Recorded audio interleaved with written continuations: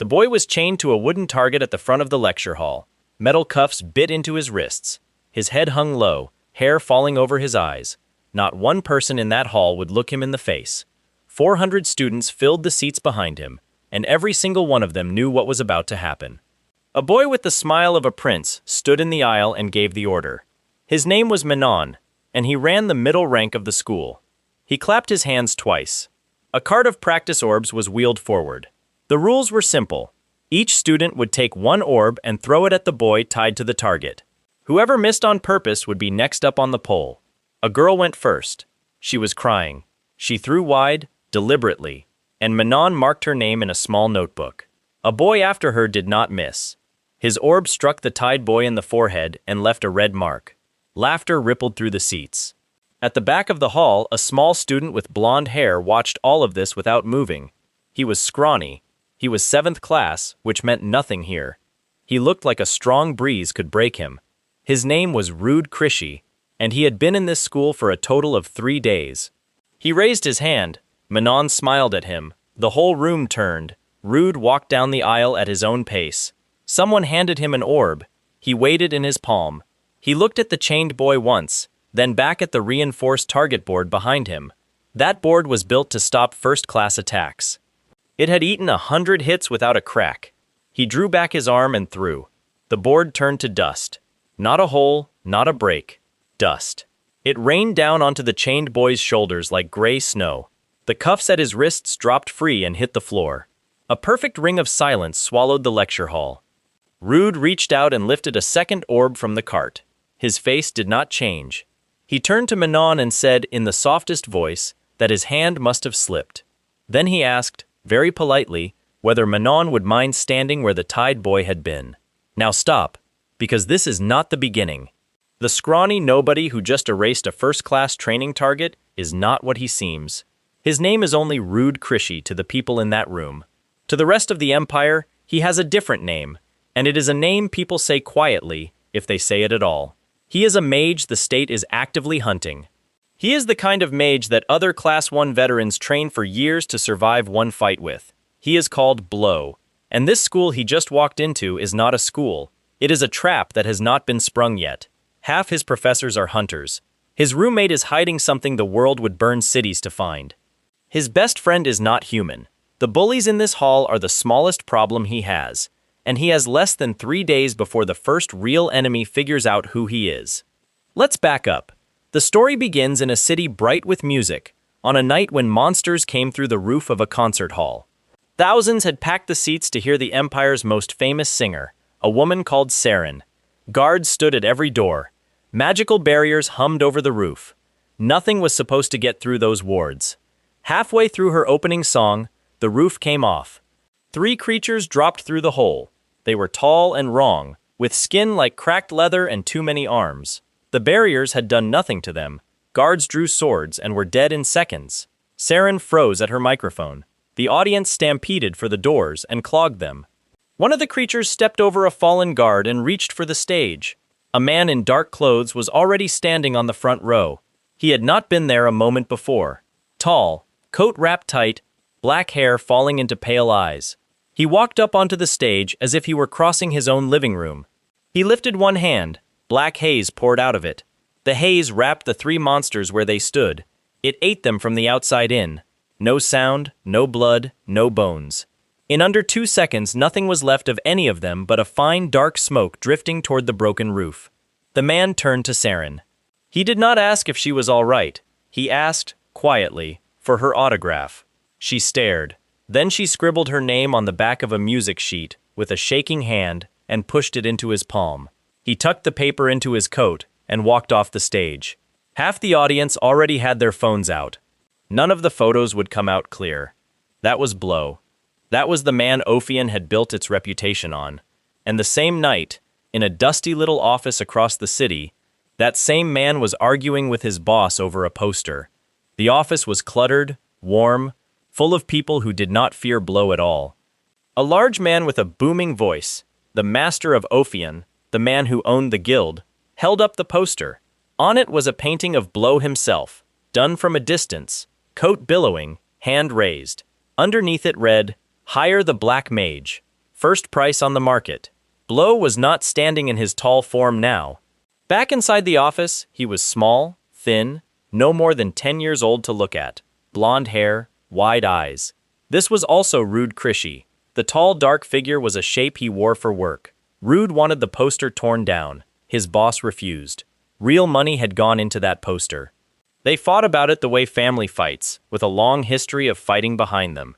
Ren, a calm young woman with light hair, watched from a desk in the corner without looking up. She was Ophian's other veteran. She had learned years ago not to get between the two of them. The master ended the argument by handing Rude a folder. New job, urgent. The auction of a top-tier magic stone, Shazam's Heart. Every serious mage in the Empire would attend. The client did not care about the stone. The client cared about a man called Dan, a third-class mage suspected of hiding a snake-shaped criminal tattoo on his leg. The proof would be the tattoo. The task, the master said with a straight face, was to expose it. Publicly, in front of the room. Rude read the assignment twice. He asked what expose meant, exactly. His boss smiled and said Rude would need to pull the man's pants down. Ren put her face into her hands. Blow, one of the most feared mages in the Empire, had been hired to pull down a man's trousers at an auction. Before the folder closed, the master's tone changed. The clowning fell out of his voice for one small line. He told Rude to be careful at that hall. The association had been asking questions again. They knew a black mage was operating. They did not know his face. They did not know his age. But every month they were tightening the net, and this auction would have their best hunters in the room. He called Rude precious family and turned away before either of them had to hold the look. Rude tucked the folder under his arm and left. Ren watched him go and said nothing. The auction hall was carved out of the top floor of an old opera house, gold everywhere. A crystal chandelier the size of a carriage hung above rows of velvet chairs. On stage sat a small glass case with a red stone glowing softly inside. That was Shazam's heart. Behind the case stood two mages in matching uniforms. One had a wolf's ears twitching under his hair. The other had a shock of red hair and a smile that had nothing kind in it. Van and Shik Muan, Class 1, both of them. The association's finest, sent to guard the stone. The seats filled up. In one row sat a tall, silver-haired duke and his small blonde son, a boy called Lapis, who could not stop staring at the mages on stage. Further back sat a princess of the Empire named Tessie, hair blue as deep water, wearing a smile that suggested she had come for entertainment more than the stone. Somewhere among the guests, in a plain gray suit, sat Dan. Rude had already spotted him. Rude had already begun to think about how one might get a grown man out of his trousers in a room full of nobility without starting a war. He did not have time to work it out. Two figures crashed through the tall windows in a shower of glass. Amateurs, robed, masked, shouting demands. They grabbed the auctioneer and put a knife to his throat. Van yawned. He walked across the stage, waved a hand once, and both robed men crumpled soundlessly. It was so easy the crowd felt embarrassed. A few people laughed, unsure if it was polite.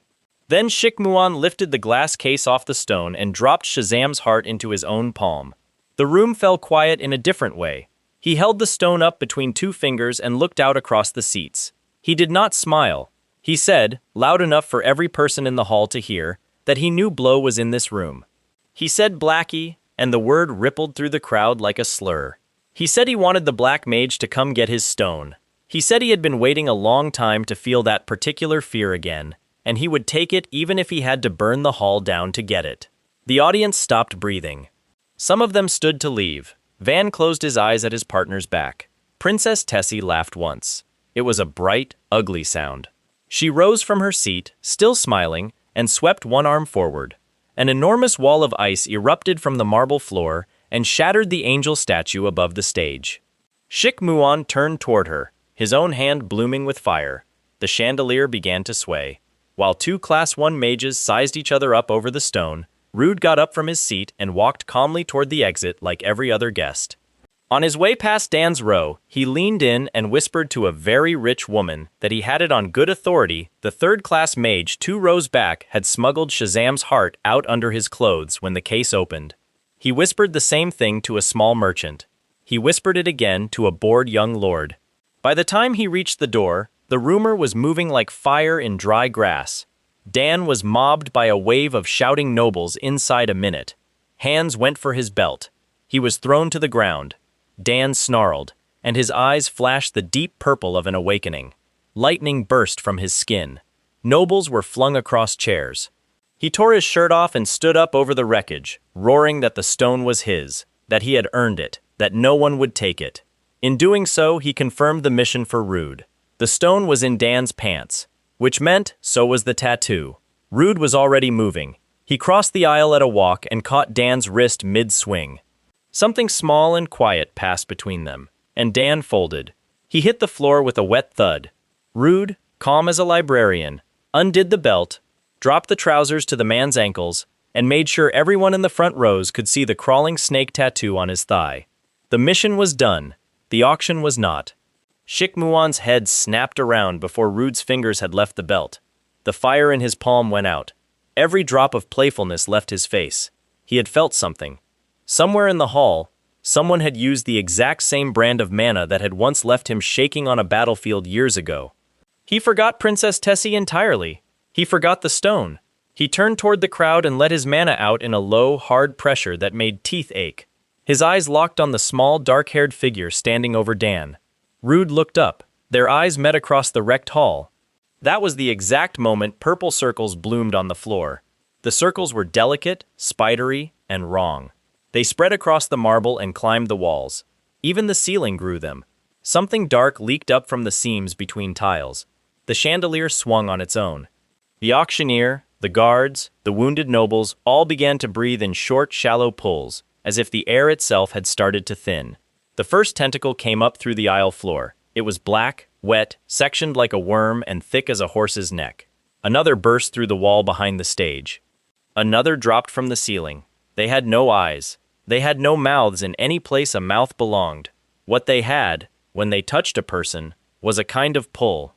A rich woman screamed once. A tentacle brushed her arm, and her scream went thin, then silent, and she sagged like her bones had been drawn out through her fingers.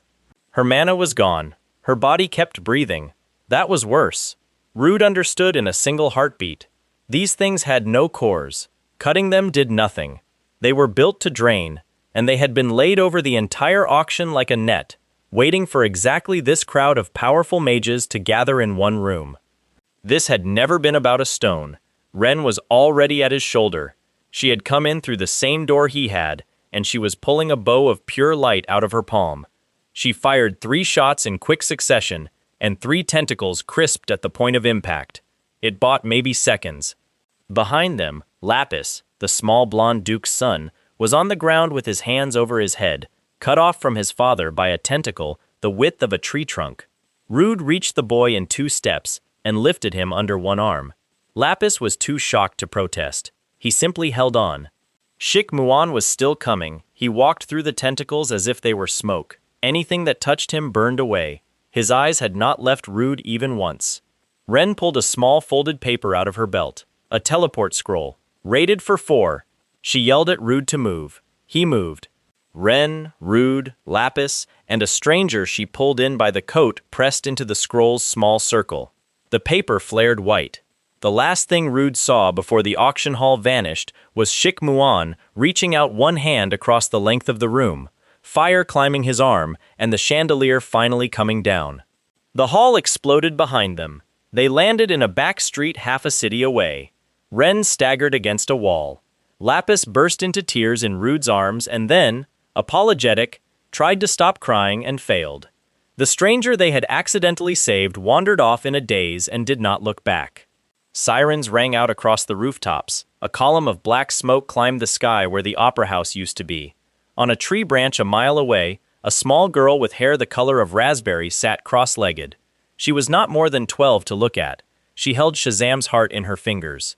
She had lifted it out of Shikmuan's grip during the tentacle chaos without him noticing, which should not have been possible for anyone alive. She examined the stone with the boredom of a shopper choosing an apple. Then she closed her hand. Red dust sifted out between her fingers and drifted away on the wind. Top-tier magic stone. Empty as sand, she sighed. Humans, she said quietly to no one, were so dull. She was not human. Her name was Ruby Meister, and the auction had gone exactly according to her plan. Rude came back to the office at dawn. His boss stood in the middle of the main room, reading the incident report and pretending it was a comedy. He announced that Blow had reportedly clashed with Shik Muan of the association and immediately congratulated Rude on making enemies with the strongest fire mage on the continent. Ren, cleaning her bow at her desk, told him to shut up.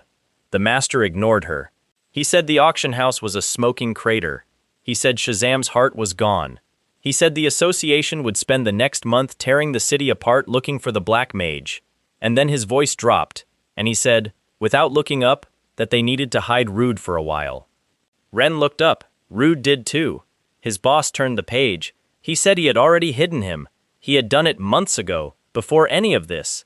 There was a country estate school called Helios Academy, the Empire's most exclusive, where the richest and most talented young mages went to be trained. He had bribed his way through the entrance exams and enrolled a very small, very frail 7th-class student under the name Rude Krishi, a sickly boy who had scraped a perfect score, a prodigy nobody would look at too closely, because nobody expected genius from a body that fragile. The bribe had been enormous. It had also, the master added, been paid in advance from the fees of a client who had arrived that morning and would like to speak with Ophian directly. The client walked in on cue. Tall woman, elegant, tired around the eyes, silk gloves, silver hair pulled back. Behind her walked a white-armored knight whose eyes never stopped moving. This was Duchess Dana Arshan of House Arshan, one of the great families of the Empire, and her personal knight, Lispin. The Duchess did not sit. She looked at the master, and she looked at the small blonde boy standing beside him, and she said in a very calm voice that she needed protection for her second son. His name was Letisis. He was 15 years old. He was a student at Helios, and the school was killing him. She did not mean literally. Not yet. What she meant was that Letisis had been cast out. Some years ago, the children of the Empire's noble houses had decided that he was cursed. That there was something inside him that was not human. They called him abomination in the hallways. They arranged small accidents. Teachers looked away. The other great house at the school, House Hidelio, had made him their favorite target, and their heir Chevelle led the pack. The Duchess had tried to bring her son home. Letisis refused to leave. He told her, in the softest voice, that if he came home he would only bring the sickness there. She had run out of ideas. Ophian was the last one. She wanted a mage on the inside of Helios, close to her son, invisible. Someone who could stop the small accidents before they became large ones. Someone who could be a friend, if her boy would take one. Her eyes went to Rude. She had been told, she said, that Ophian had a young member with a talent for going unseen. Rude looked up at his master. His master looked back with the expression of a man who had known this was coming since long before either of them sat down.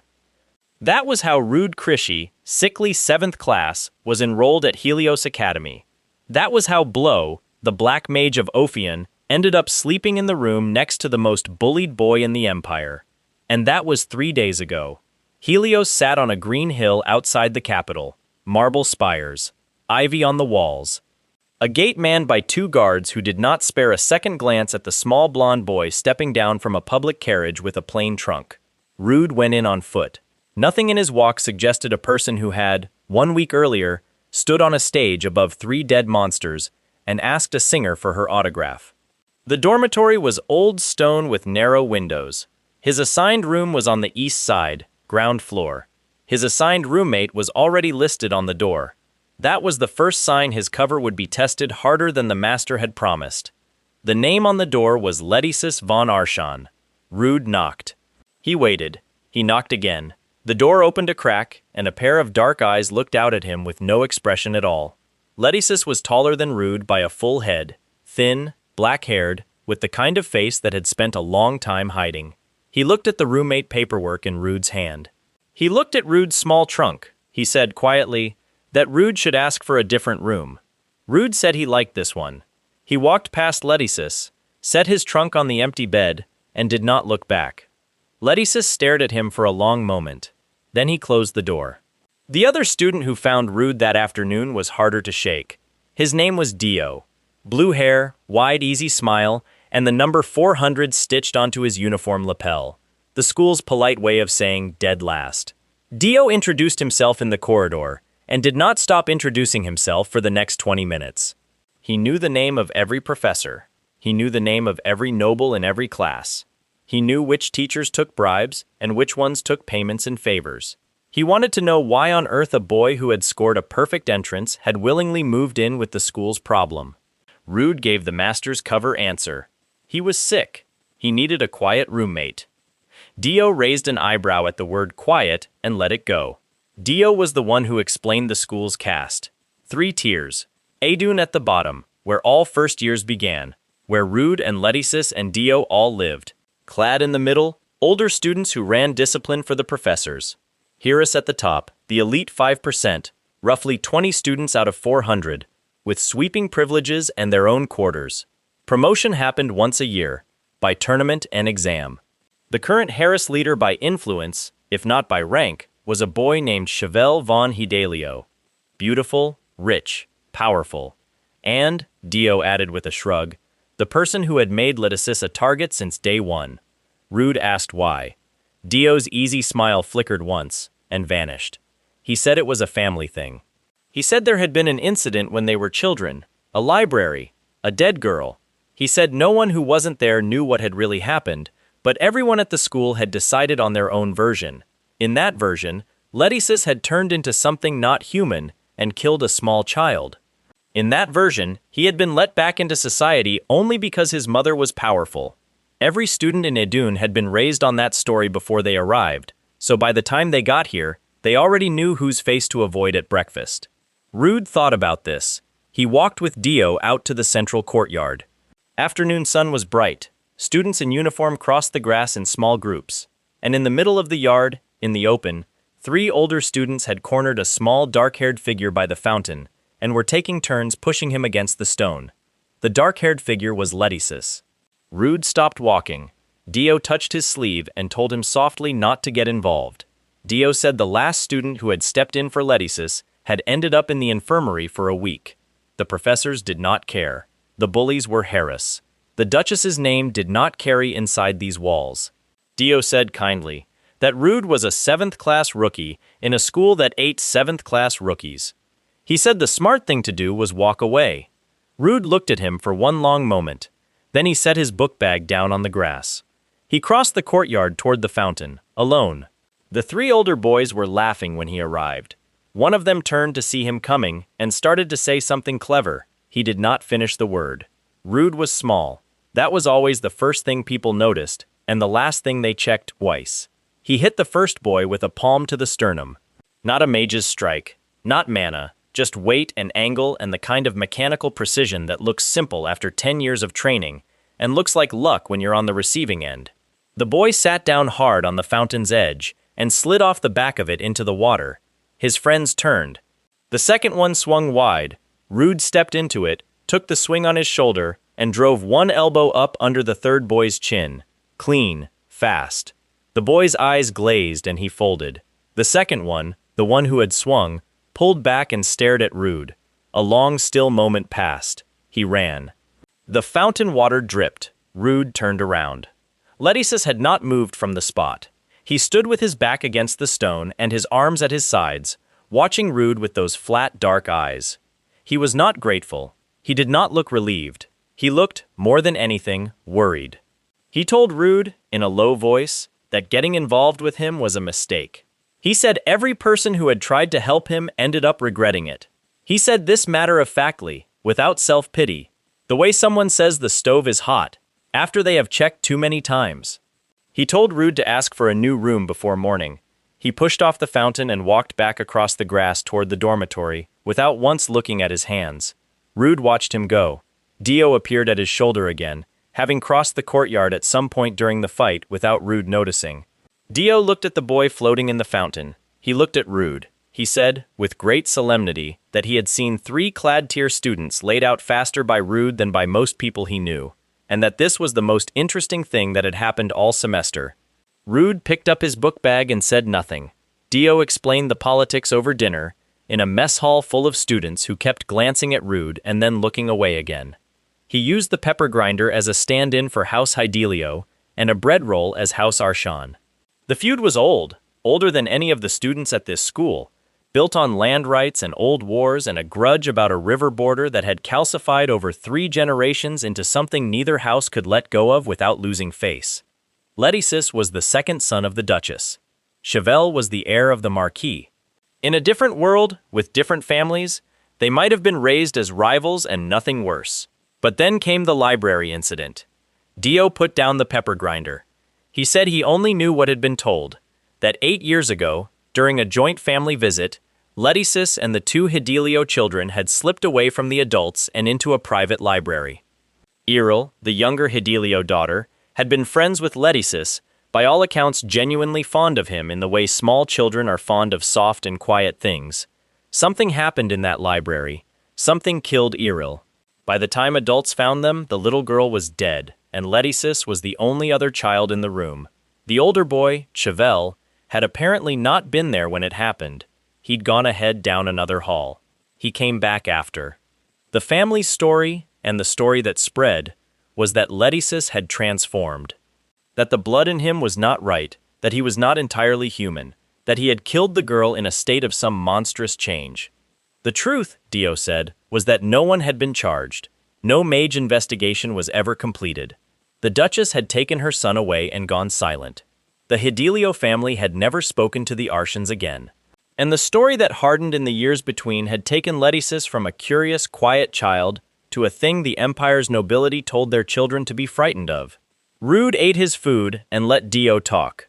What he was thinking about was the dark manna he had felt the moment he touched his new roommate's shoulder in the doorway. He had not reached for Letisis, not deliberately. Their sleeves had brushed when Letisis stepped back to let him in. For a fraction of a second, Rude's own manna had stirred, the way it always stirred when it sensed something related, like calling to like. He was not sure what Letisis was. He was sure it was not what the story said. He was also sure that if there was something running in Letisis's blood, the wrong person was going to find it before he did. 3 days passed. Rude watched. He attended lectures and sat in the middle of the class, not the front and not the back. He answered questions at a level just below his actual capability. Good enough to look clever, poor enough to go unremarked. He moved through the dormitory at the pace of a boy who slept too much and ate too little, which was exactly the presentation the master had prepared for him. Students left him alone. The name Blow had not surfaced once. He thought perhaps the school would be manageable. On the 4th day, Chevelle von Hydelio walked down their corridor. He was tall and bright-looking, with the kind of face that worked rooms without effort. Gold hair, clean jaw, a smile he did not direct at everyone. Behind him came 2 or 3 people whose purpose was to confirm that anything Chevelle did was the right thing to do. He stopped in the hall outside Rude and Letisis's door. He looked at Letisis first, long and cold. Then his eyes moved to Rude with the patient curiosity of someone examining something they have not decided how to dispose of yet. He told Rude, in a perfectly pleasant voice, that Rude had been in a room with the abomination for 4 days now. He said it the way one mentions an oversight in someone's paperwork. He said he wanted to give Rude a fair chance to move before it became a problem. Rude told him he liked his room. Chevelle's smile did not change. He reached into his jacket and pulled out a small flat stone. Rommel, a catalyst for mental interference magic. He held it in 2 fingers without activating it, just held it, the way a person holds a pen while considering whether to sign something. He said, very softly, that Letisis had a way of making people understand what he was. He said it was best to get that understanding early. Letisis had gone still beside Rude. His jaw was tight. His arms pressed to his sides the way they always did when he was working hard to take up less space. Chevelle closed his hand around the Rommel stone and cast. The magic came in silence, which was the worst kind. No light, no flash, no build-up. One moment Letisis was standing in the corridor, and the next moment he was somewhere else entirely, in his own head, in a memory that wore the shape of a library. He dropped to his knees. His breath came in short, hard pulls. His hands went flat to the floor tiles, bracing against something the corridor itself couldn't offer. His eyes were open but not looking at anything. He was in the library. He was always in the library. He had lived in it for 8 years without leaving, in the way that bad memories live somewhere behind your throat and open up without permission. The little girl with the flower. The one who had looked at him like he was just a person, which nobody his age had done before or since. Then the demon. Then the screaming. Then the weight of two small hands and one voice saying it again. Monster. Rude caught Letisis before he hit the floor. He said nothing to Letisis. He looked up at Chevelle with the empty expression he kept on the surface of his face, the way other people kept a coin on their windowsill. Always there, always the same side up. He asked, in the mildest possible voice, whether that had been a mental interference cast. He said his head felt strange. He was pretending the mana had clipped him too. He pressed one hand to his temple and made his eyes go slightly unfocused. He did this very well. Chevelle looked at him with new interest. A door opened at the end of the hall. Professor Hale stepped through it. He was a composed man, mid-30s, dressed in a light jacket with soft colors. He had the kind of face that put people at ease immediately, and the kind of smile that looked assembled rather than felt. He taught teleportation theory, and was considered one of the more approachable members of faculty. He looked at Chevelle, then at the two Edun students on the floor. He clicked his tongue, which was the expression adults at this school used instead of doing something. He told Chevelle that personal magic in the corridors was against the code of conduct. Chevelle apologized pleasantly and walked away. Professor Hale crouched beside Letisis and asked if he needed the infirmary. Letisis said no. Hale said all right and stood up and walked away. He paused once at the corner and looked back at Rude. Rude was still rubbing his temple. Hale watched him for one extra second before he turned and went. Letisis sat against the wall and did not speak for a while. Rude sat with him. Students passed them without stopping. Eventually, Letisis said quietly that he had told Rude to move rooms. Rude said he had heard him. Letisis pulled his knees up and rested his arms on them and stared at the far wall. He said that the memory did not get smaller. He said sometimes he thought it had grown since childhood, taken up more space, not less. He was not speaking to Rude exactly. He was speaking to the wall, and Rude was simply close enough to hear. Rude told him he would get better at fighting it. He said it the way someone says a practical thing. Not warm, not cold, but level. Letisis looked at him sideways. He did not thank him. After a moment he got up and went back into the room. Rude sat in the corridor alone for another minute, thinking about a man with a satisfied look who had paused too long at a corner. Hale had not been surprised to find them there. He had not come from the direction of the staff room. The corridor was a dead end. He had opened that door from a room he had no reason to be in, at the exact moment the cast landed. Rude filed it away. The next week at Helios passed under a kind of cold pressure that was easy to miss if you were not looking for it. Rude was looking for it. He watched the small systems the school ran on. The way Edun students moved around Letisis in the hallways, not dramatically, just instinctively. The way water moves around a stone that's been in the river long enough. The way clad-tier monitors looked past Letisis in the refectory, as if he were furniture. The way professors took attendance and paused the breath of a half-second at his name, and he answered and the pause closed and nothing ever followed. A whole institution arranged around a boy without ever meeting his eyes. Eel Florenfrome noticed Rude noticing. Eel was different in the way that a few students at schools like this were always different. She had more talent than the surroundings required, and enough self-possession not to spend it on other people's approval. Her hair was bright. Her mana was sharp and clean when she used it in practical class. Not showy, but precise.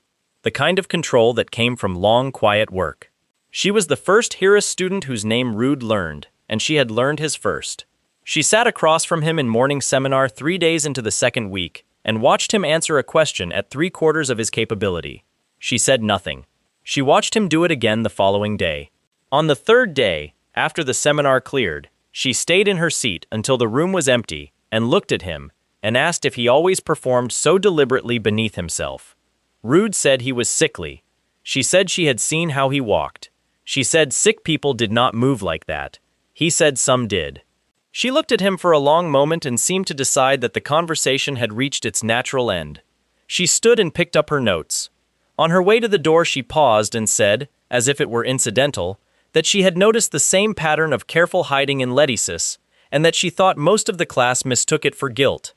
She left. Rude sat alone in the empty seminar room and thought about her. 2 days later she walked up to Letisis at his table in the refectory, where he always ate alone, and sat down across from him.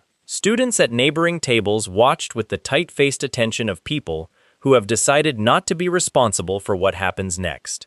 Eel put her tray down, opened her textbook, and started eating. Letticis watched her with the expression of someone waiting for the catch. It did not come. She ate and read and said nothing. When she finished, she stood, closed her book, and left without ceremony. The next day she did it again. Letticis still waited for the catch. He stopped waiting at the end of the week, which was the same day Eel, in the middle of the refectory, extended her hand to him across the table. Not a dramatic gesture, not a speech, just her hand, held out, palm up. Letticis looked at it. The table next to them had gone very quiet. He took it, briefly, and she nodded and went back to her food. On the far side of the refectory, a Hirus boy reported back to Cheval that Eel Florenchrome had touched the Arshan abomination of her own volition. Cheval listened without reacting and said nothing for a long time after. Rude noted it all and made no move. What he was watching was the pressure building from the opposite direction. The Clad-tier students had a ringleader for their arm of the Letticis campaign. His name was Manon. Not Hirus, not brilliant, not the one who gave orders at the top. He was the middle manager of a school's cruelty, the sort of person who does not originate the malice, but is essential to its delivery. He ran a group of a dozen Clad students who functioned as unofficial monitors for the Edun corridor. When a freshman said the wrong thing or shook the wrong hand, Manon wrote it down. His notebook had been full of names since the first week of term. Rude had seen Manon's notebook. He had seen it from across a courtyard, at a distance that should not have let him read it. He had very good eyes. His own name was in there. Third page, third line down. New 7th class Edun. Chose Arshan room. He was running out of time to stay invisible. The boiling point came on a Tuesday. Rude was in the eastern dormitory corridor when he heard it start. Not a crash, not a shout. Just the sound of a very large number of students moving together, which has its own quality of silence inside it, a held breath that a whole crowd makes at once. He turned the corner and found every Edun class student in the year being herded by Clad monitors through the double doors of the East Grand Lecture Hall. The monitors stood at intervals of 5 meters with their arms crossed. Nobody was running. Everyone was walking very carefully, like people who know the ground is loose underfoot. Rude walked in with the others. The lecture hall was shaped like an amphitheater, seats rising in arcs from a central floor. At the front of the floor stood a reinforced practice target, a thick panel of dark wood braced on a steel frame, the kind that absorbed first-class attacks at close range without splitting. Attached to the target by metal cuffs around his wrists was Letticis. His head was down. His shoulders were rigid with the effort of not pulling at the chains. Manon stood to one side with his notebook. He looked satisfied, which was the most specific kind of ugly Rude had seen all week. Manon announced to the assembled class that this was an optional practical exercise. Each student would select one mana orb from the cart by the door and throw it at the marked target. He paused to let that settle. He added that any student who deliberately missed would be noted in his record and could expect disciplinary review. He said this last part while looking at a girl in the second row who was already crying. She was the first one called. She walked to the cart with her hands shaking, picked up a small blue orb, and stood in the marked throwing position. She threw it left, wide, nowhere near the target. Manon wrote her name down. He read it back to the room once, for the room's benefit. Rude counted the students ahead of him. 23. He thought about how many bones he could break and what cover he would have if he broke them all at once. He thought about the Duchess, and the contract, and the instruction to stay invisible. He thought about the sound of Letticis's wrists settling against the metal cuffs when they were first latched. A boy threw an orb and it struck Letticis in the shoulder. A girl after him struck his arm. A third student landed one between his shoulder blades and walked back to his seat with a set jaw that said, "I am not looking. I am not looking. I am not here." Rude raised his hand. The room went quiet in a way that had texture to it. Manon looked at him with the particular smile of someone who is pleased that a small problem has presented itself. He told Rude to go ahead.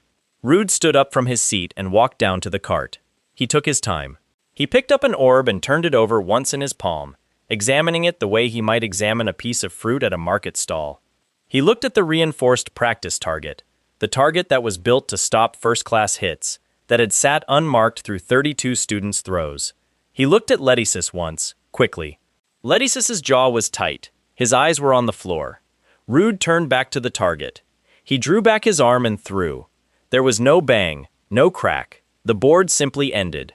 Where it had been a moment before was gray dust raining onto the floor and Leticius's wrists settling into open air where the cuffs had been split clean off their frame. The metal pieces rang on the tiles like dropped coins. The steel frame stood empty. The dust was still falling when the silence hit the room like a dropped ceiling. Rude picked up a second orb from the cart. He turned it over in his palm again, the same motion as before. His face carried no expression.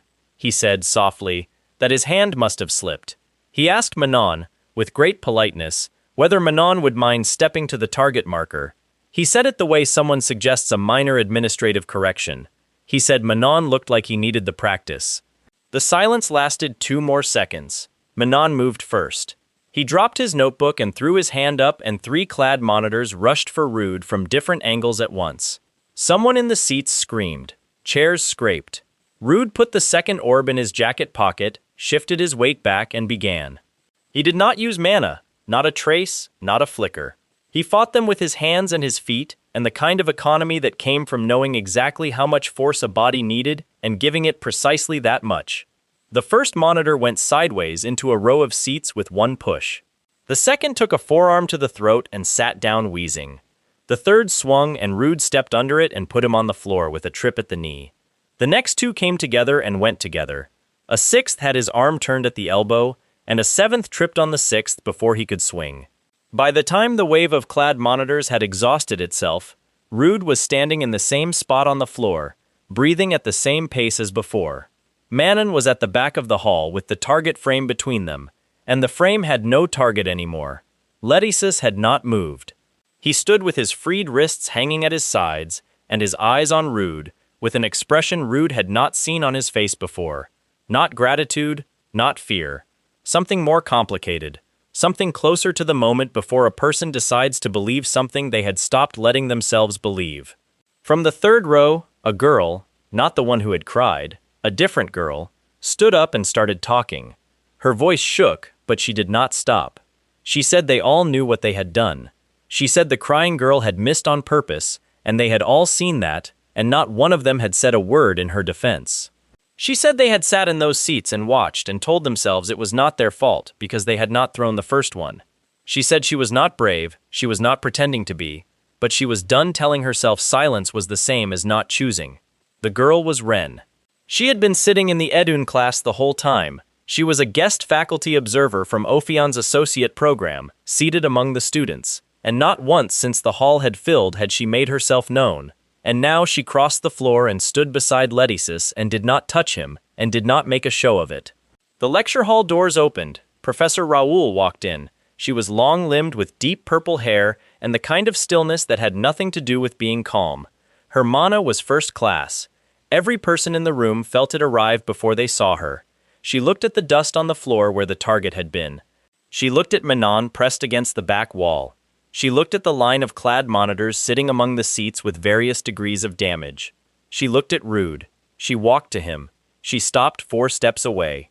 She raised one hand to her side, and a small mana orb appeared in her palm, orange-tipped, warm. She threw it at Rude without preamble, without announcement, at a speed that should have connected clean. It did not connect. He shifted his weight, and it passed him by a margin of 3 inches, close enough to pull at his hair. The orb buried itself in the back wall, where it left a scorch mark the size of a dinner plate. Raoul looked at the scorch mark. She looked at Rude. She said, in a voice that filled the room without being raised, that she found the result of this practical exercise very interesting. She asked him, in front of every Idun student, what his mage class was.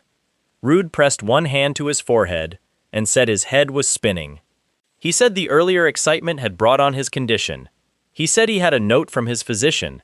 He did this very badly, which was the whole point. Performed incompetence is a skill, and it only worked if the audience was confident enough in their own reading to believe the performance. He watched Raoul's eyes. She was not confident, she was not fooled, but she could not prove it in a room full of students without making a scene she had not prepared, and a professor of her caliber did not make unprepared scenes. She told the room the exercise was over. She told the Edun students to go back to their dormitories. She held Rude's gaze for 3 full seconds before she turned away. Her last line, delivered to the air, was that she expected that 7th-class students who scraped perfect scores would come to her office the following morning to explain their technique. Rude said he would look forward to it. He did not mean that. He found Letticis in the corridor an hour later, sitting on the stone step outside the dormitory door, watching the sky go dark over the courtyard. Rude sat next to him. They did not speak. After a while, Letticis said, without looking at him, that he had asked Rude to move rooms. Rude said he was aware. Letticis said that what had happened in the lecture hall would make things worse, not better. Rude said possibly.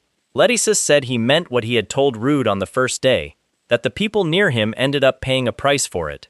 Rude said he had heard him. Letticis said Rude was not listening. Rude said that was not the same as not hearing. Letticis stared at him. Rude looked at the sky. The conversation finished.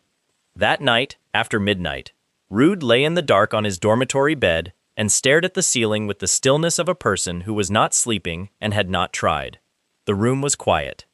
Letticis breathed slowly on the far side of it. The window was cracked 2 inches at the top, and cool air moved through the gap. Rude felt the manna before he saw anything. It arrived like a pressure change, the way deep water feels when something large moves through it nearby. He turned his head. The window was still cracked 2 inches.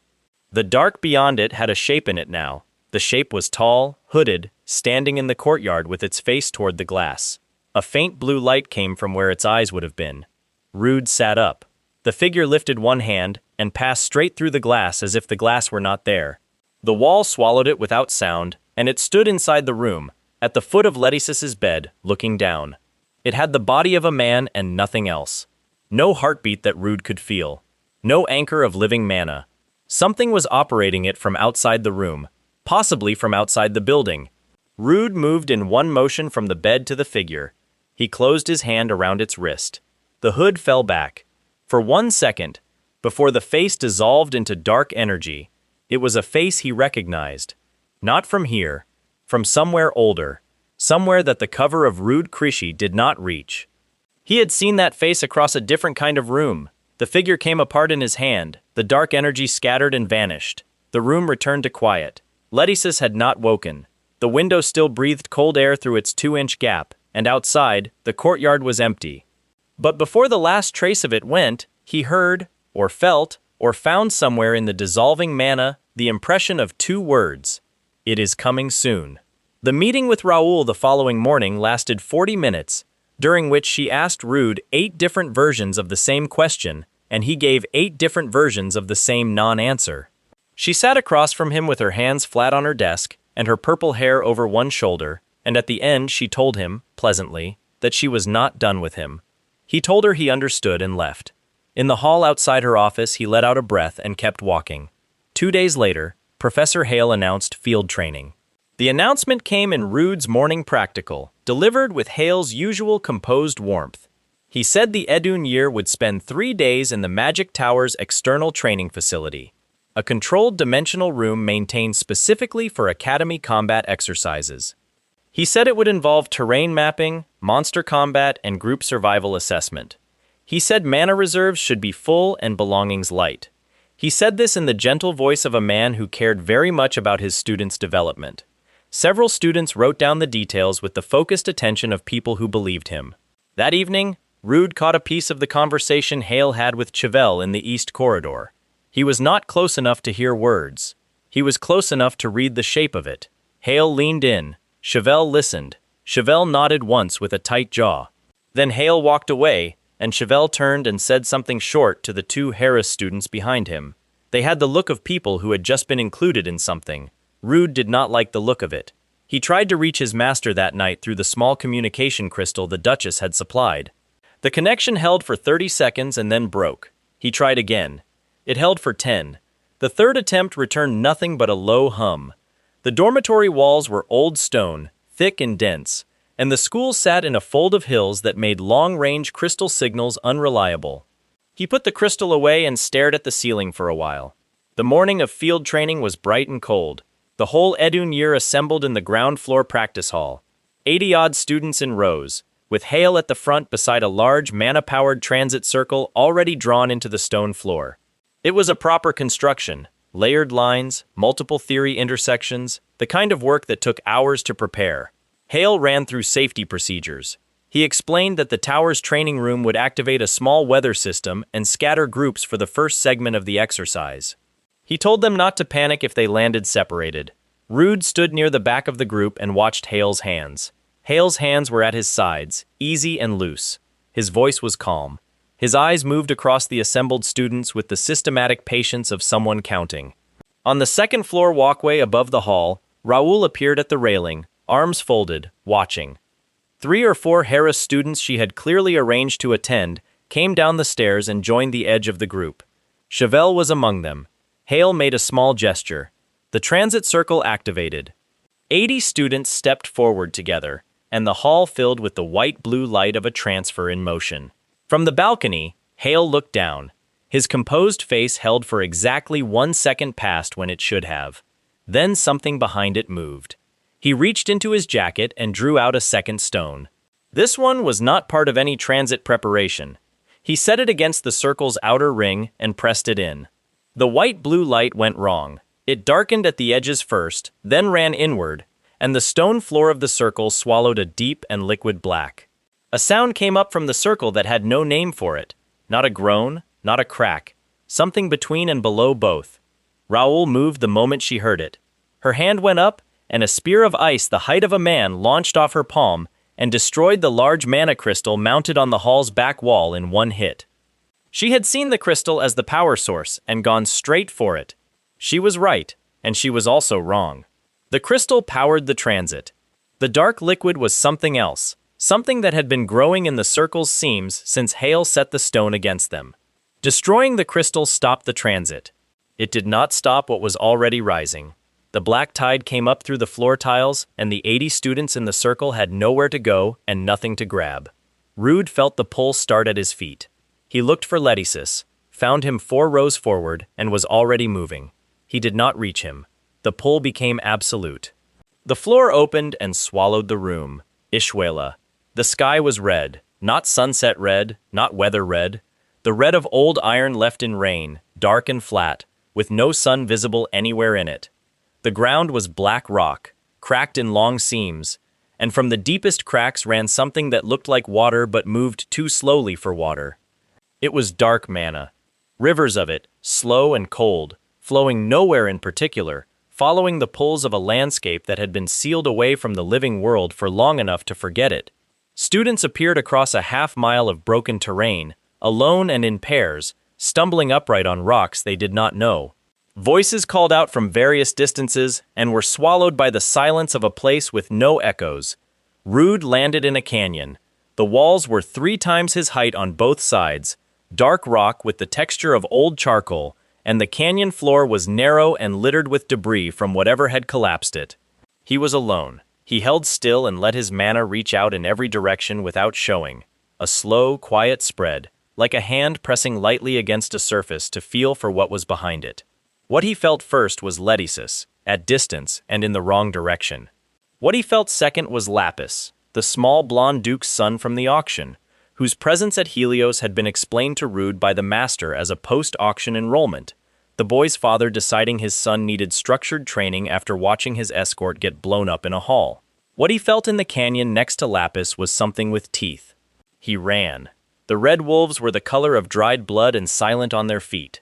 3 of them had Lapis pinned against a canyon wall, and 2 more were circling back toward a purple-haired Harris student Rude registered as Lioness, who had apparently chosen to throw mana orbs at them from a crouch, which was not working. A girl, Cynthia, was on a shelf of rock above, paralyzed and silent. The wolves moved in perfect synchrony, which was not how animals moved. Rude arrived between Lapis and the nearest wolf without slowing. His hand came down once, and the wolf went still and hit the rock floor with nothing left in its body that had been there a moment before. The others turned toward him. He was already moving. Dark haze bled from his fingers in controlled threads. Not the full pour, not even close. Just the precise amount to end 5 specific things quickly and quietly, without cracking the canyon walls. It took 12 seconds. The pack dissolved. The canyon was quiet again. Lapis recognized him after a moment of staring. His face went through several changes in rapid succession. The last one was a huge, trembling-lipped expression that Rude classified as someone working very hard not to make a noise. He told Lapis to hold on together. He crouched and pulled out the communication crystal. This time it connected for 20 seconds. Enough. His master's voice came through thin and wrong with interference, but the words arrived. The master said the name Ishwela and stopped making the joking voice entirely.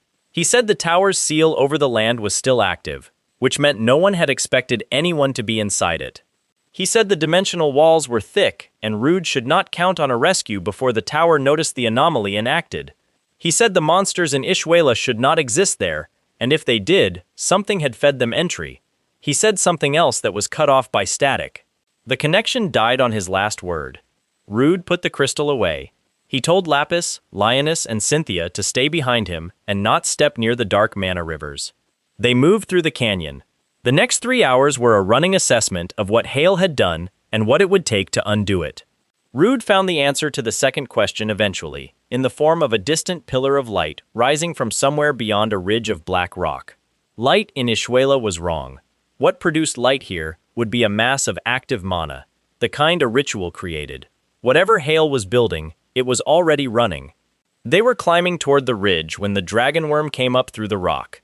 It was long and pale, with a flat, wide head and a mouth that opened too far, and it came from directly below, splitting the rock of the canyon path in a spray of debris that knocked Lioness off his feet. Rude had Lapis in his arms and moving in the half-second before the mouth cleared the rock. The worm swung toward him. Its mana was dense and blunt, the kind of power that worked by mass rather than precision. A lance of ice took it through the right jaw from behind. Raoul dropped from the canyon rim, landed on both feet without bending, and put a second lance through the worm's body at mid-length. It sagged sideways into the rock and went still. She did not breathe hard.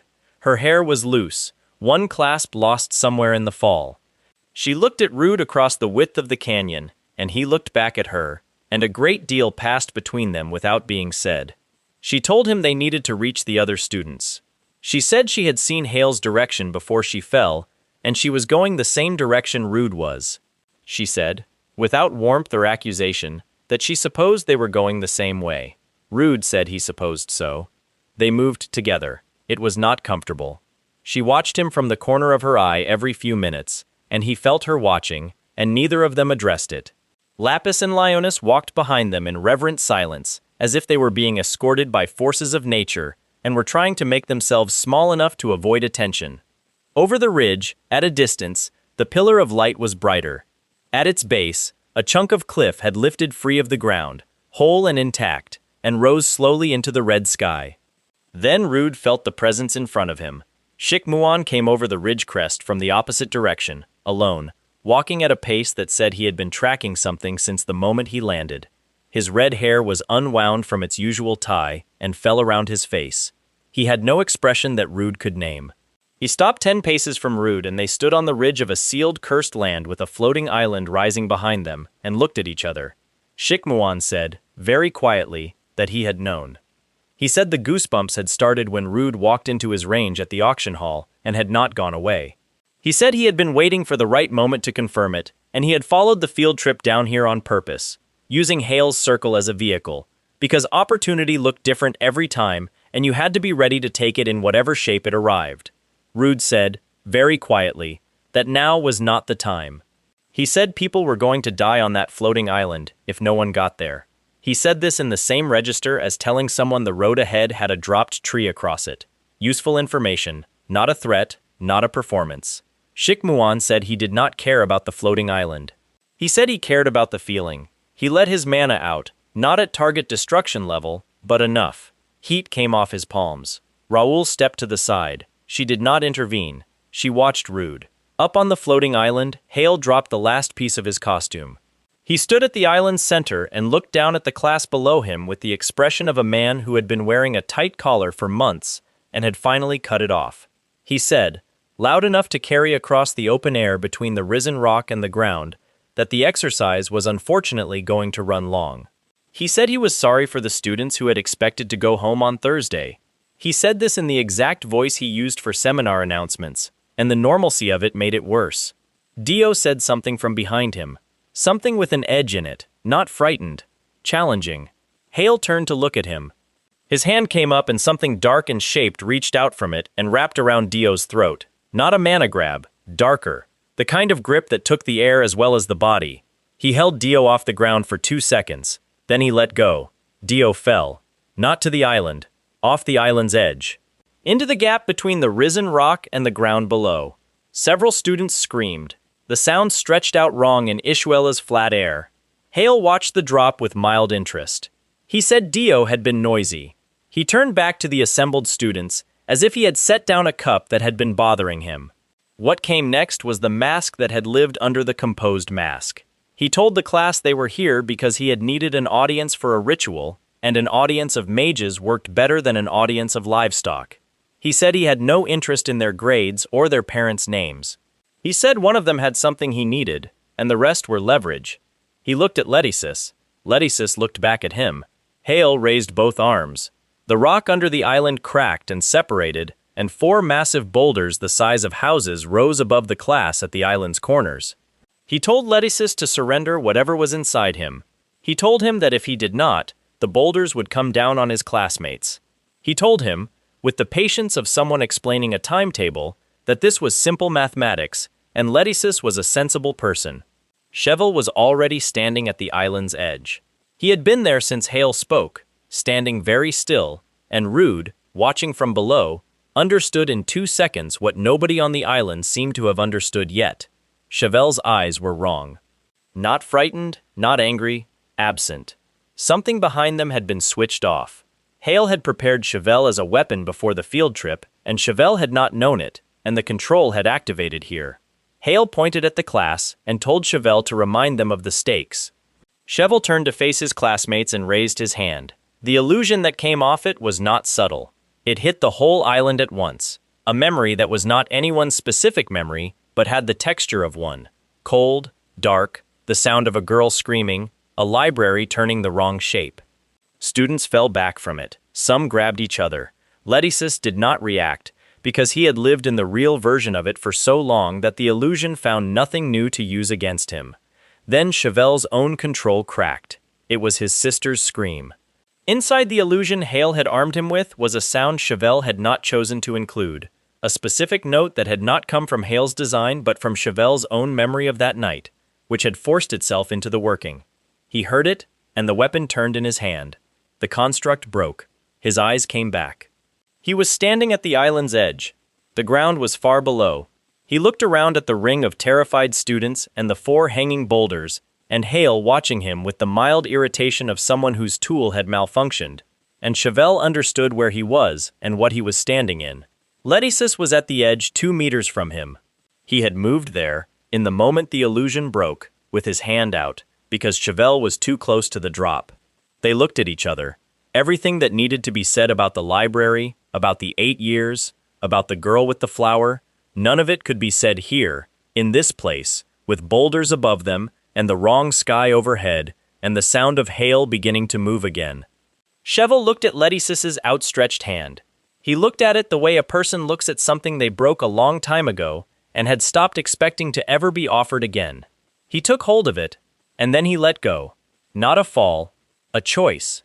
He said, while he still had Letisis's fingers, that it was not Letisis's fault.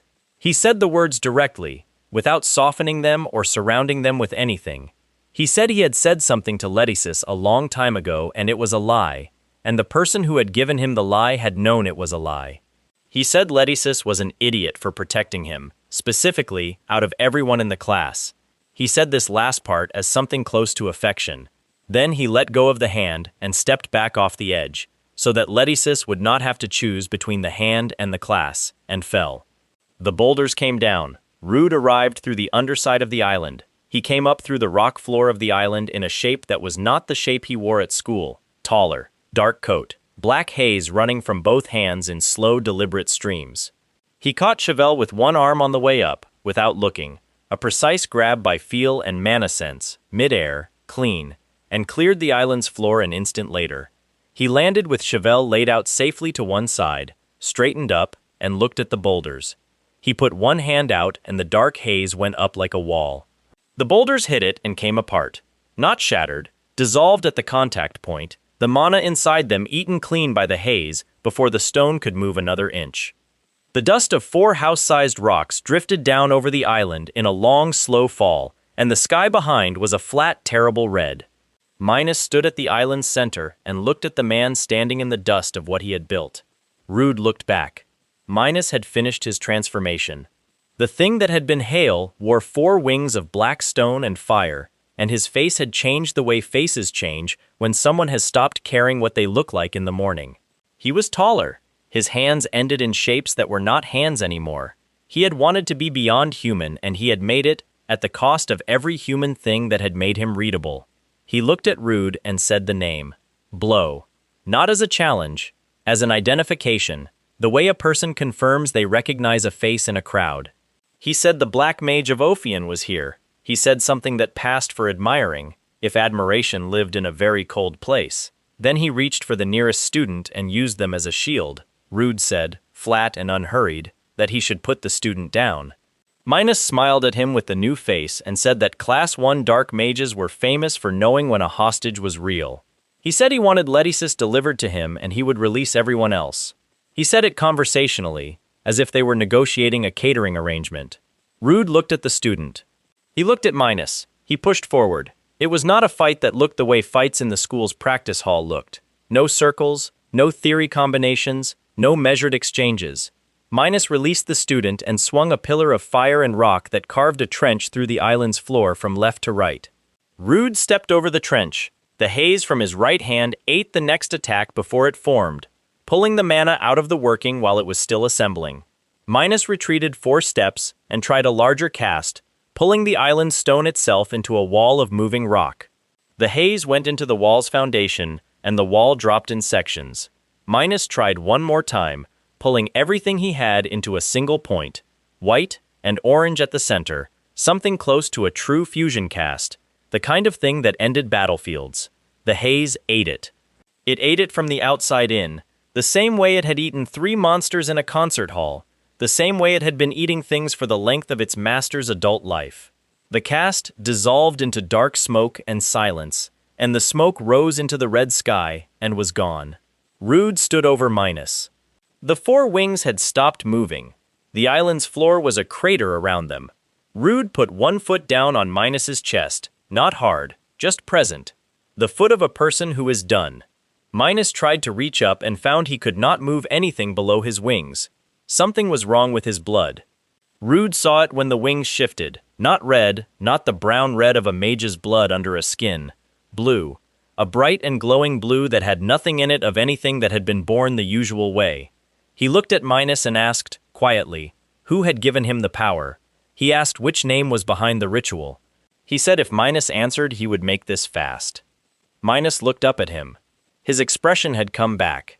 Not the composed professor face, not the 4-winged demon face. Just a man at the end of something, calculating. He opened his mouth. A sound came from above. Not wind, not the island settling.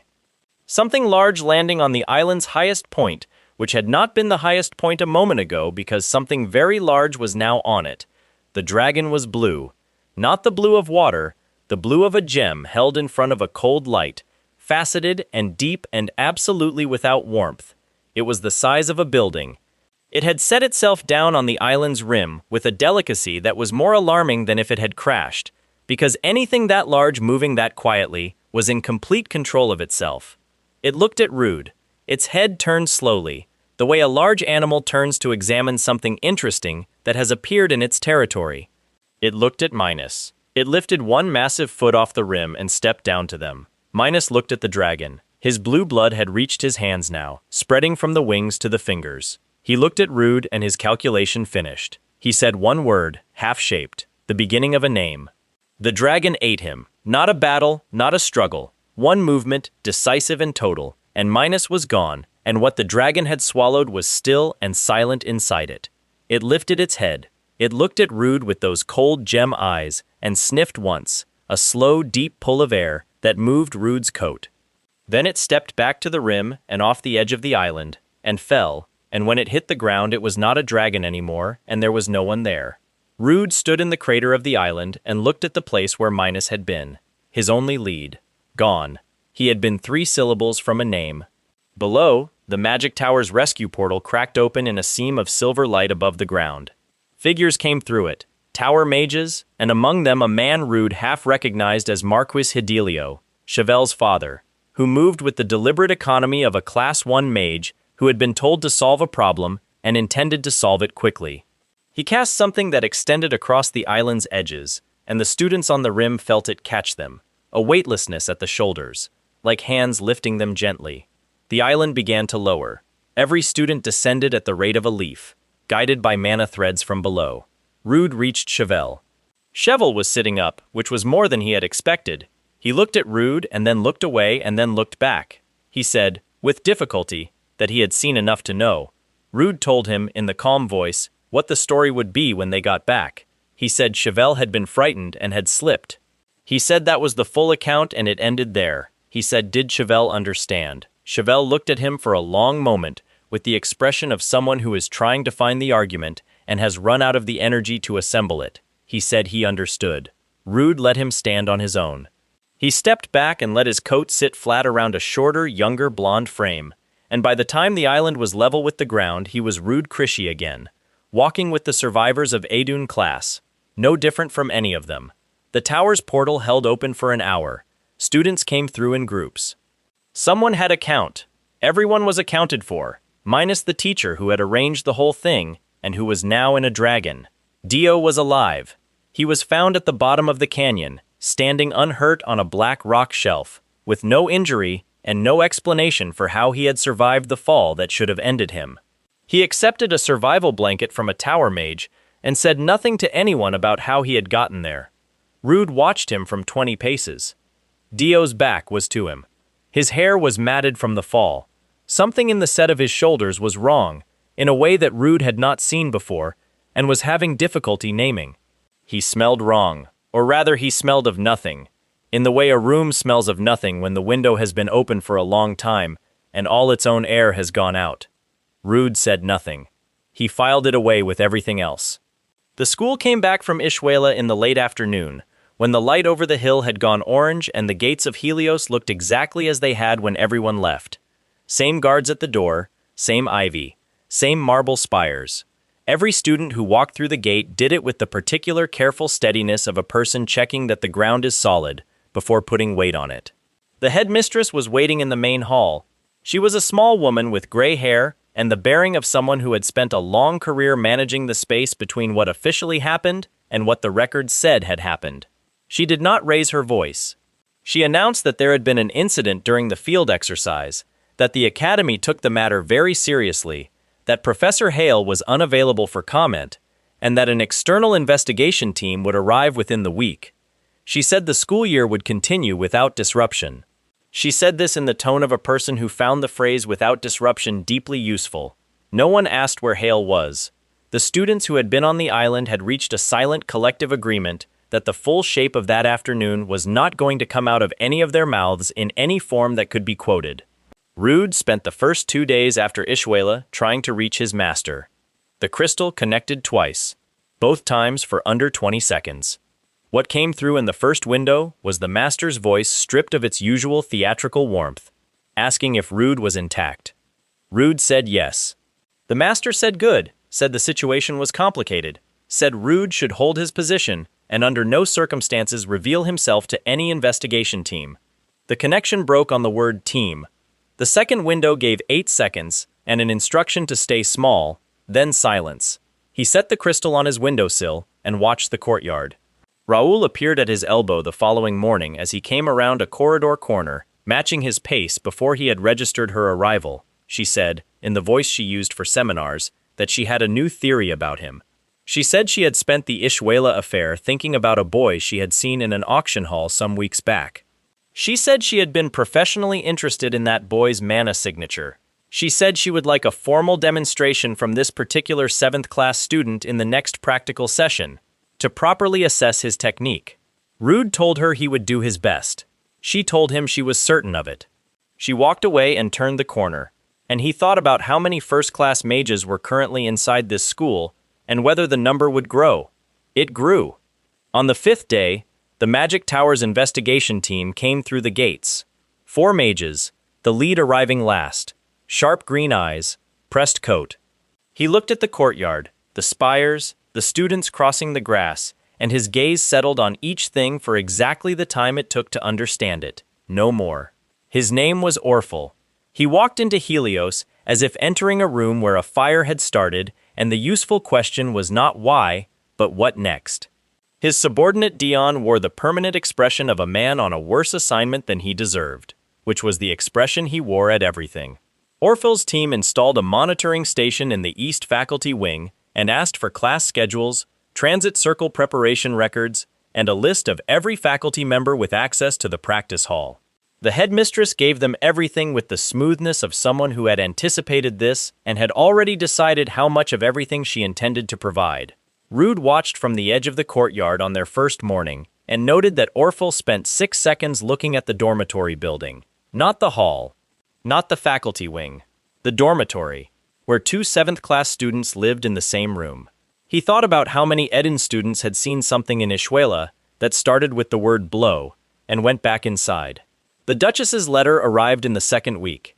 He read it in the dormitory bathroom with the door locked. 2 pages. The first was a formal extension of the contract, ongoing, no fixed end date. The second had no legal language. She had received a report from a private magical examiner, written in careful and specifically worded terms, describing a mana signature detected in Letticis at a routine family checkup the previous year. The signature was dark. Not dark the way an unusual affinity was dark, dark in the specific way Rude's own mana was dark. The examiner had noted a suppressed mage's mark, hidden deep, and a reservoir of power the mark was barely containing. She had written at the bottom, in her own hand. She did not know what this meant. She wrote that she was frightened. Rude folded the letter and sat on the edge of the bath and looked at the tile floor. He thought about the spectral figure over Letticis's sleeping form. He thought about Minus's hands reaching for the boy on the floating island with the hunger of someone who knew exactly what they were looking for. He thought about a ritual that had gone to extraordinary lengths to get one specific person into the right location. He needed to know what was in there. That night, after Letticis had been asleep for an hour, Rude sat up. He waited in the quiet for another 10 minutes, listening to the room settle. Then he reached across the gap between the beds and set 2 fingers lightly on Letticis's temple. His dark mana moved without instruction. It followed a pull below thought, the way a compass needle follows north without being asked. He felt the mark's shape, large, old in the way something can be old in a person who is 15, as if it had always been there rather than awakened at a fixed point. Inside it ran a current. Slow and enormous and thoroughly closed, the way a river waits behind a dam whose stones are cracking at the base. Letticis's eyes opened. The dark mana snapped back. Rude sat upright with both hands in his lap and the specific expression of someone who had not been doing anything.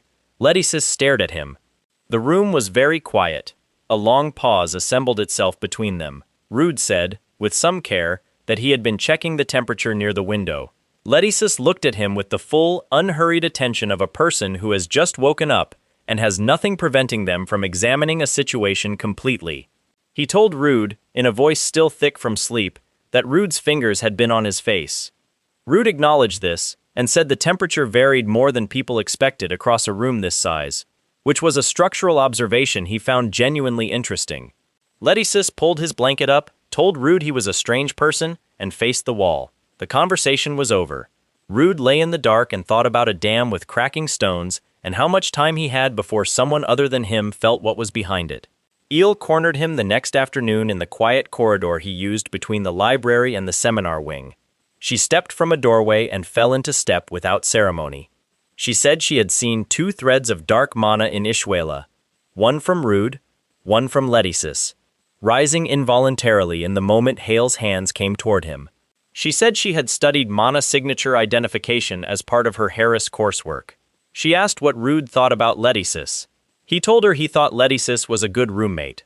She held his gaze and told him she was not asking about temperament. He said he had nothing else to add. She nodded once, as if that answer confirmed something she had already worked out, and at the doorway she stopped without turning and said she would not discuss what she had seen with anyone on the investigation team. She said she wanted him to know that. He watched her go. 2 first-class mages in the building, a demon network still running agents, a tower investigation conducting daily faculty interviews, and the top student in the year had just quietly told him she had seen through both of them and chosen a side. He was not sure whether that was reassuring. It was something. The freshman welcome party was the headmistress's idea. She announced it at morning assembly with the brightness of a person who believed the best treatment for a wound was to put the furniture back in the room quickly. Ren came to Rude 2 days beforehand and sat on the edge of his desk. She said Letticis had been walking these halls as the abomination for 2 months.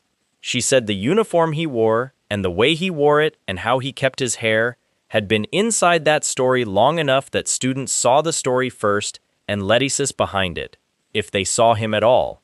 She said a new face would not change the school, but it might change the room. 3 days before the party, Ren cut his hair. She did it in the bathroom with scissors borrowed from the craft room and the total focused attention of someone who believed in the work. Letticis sat on the edge of the bath and did not look at the mirror. Halfway through, he asked her why she was doing this. She said she was tired of watching him walk with his head down. He was quiet for a long time. She kept cutting. When she finished, she turned him toward the glass. He looked at himself without speaking. His face without the curtain of hair was younger and less armored, and he had the expression of someone encountering an unfamiliar room in a house they had lived in for years.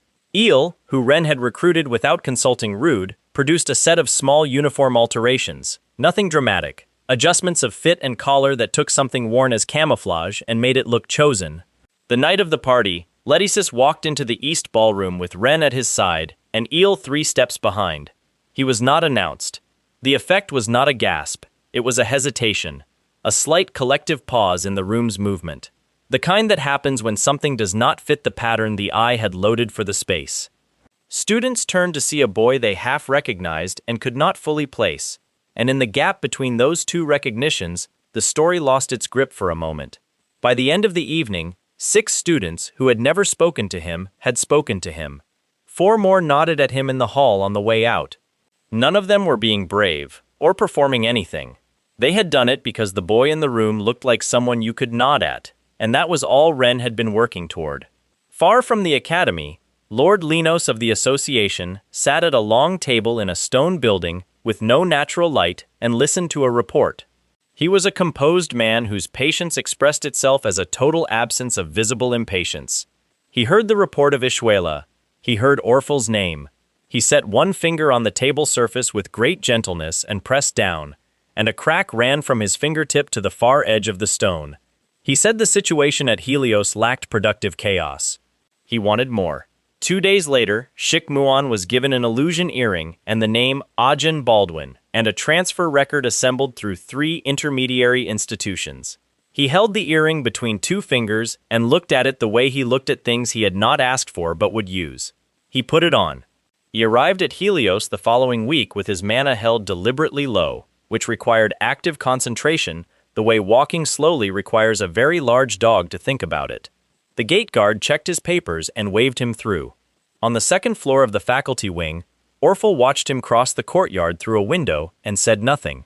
He had the look of a man who has introduced a variable into an experiment and is curious about the reaction. The Duchess came the same afternoon. She came without announcement and sat in the visiting room and sent word upstairs. Letticis came down and sat across from her and waited. She told him she had come to ask again.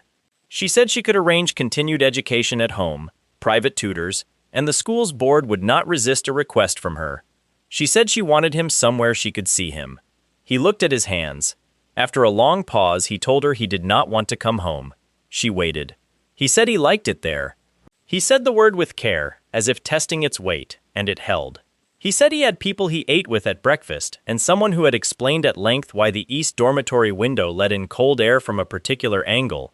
He had disagreed with the explanation, but found the conversation interesting. He said he would like to stay. She sat very still. Her gloves were folded in her lap and she did not move them. After a moment she nodded and said she was glad, in the voice of a person receiving something they had stopped expecting and were now holding very carefully. Rude heard the summary from Ren that evening. He stood at the dormitory window, looking at the courtyard. He said that was good. He said it the way practical people say things that are also true. The Harris students who decided to test the new transfer came out on a Tuesday. 3 of them, which was 2 more than necessary, but 1 fewer than it would have taken to feel safe. They found Shik Muon in the courtyard after evening classes, spread across his path, one with a dense green magic stone charge already active in his palm, loaded before he left the building, which meant the decision had been made in advance. He threw it without warning, directly at the new student's back. The stone dissolved off a flat barrier of suppressed dark mana and dropped to the ground in fragments. Letisis stood behind Shik Muon. He had come around the east corner at an angle that put him between the stone and its target, and his hand was at his side, fingers loose the way Rude's were after a controlled release. The stone Rude had charged for Lapis was in his other hand, its surface dulled from use. He had been carrying it since Ishuela. He had charged it himself at some point in the last 2 weeks without telling anyone, and he had used it with enough precision to strip one targeted attack out of the air without the barrier spreading past its edges. The 3 Harris students stared at him. Letisis stared back.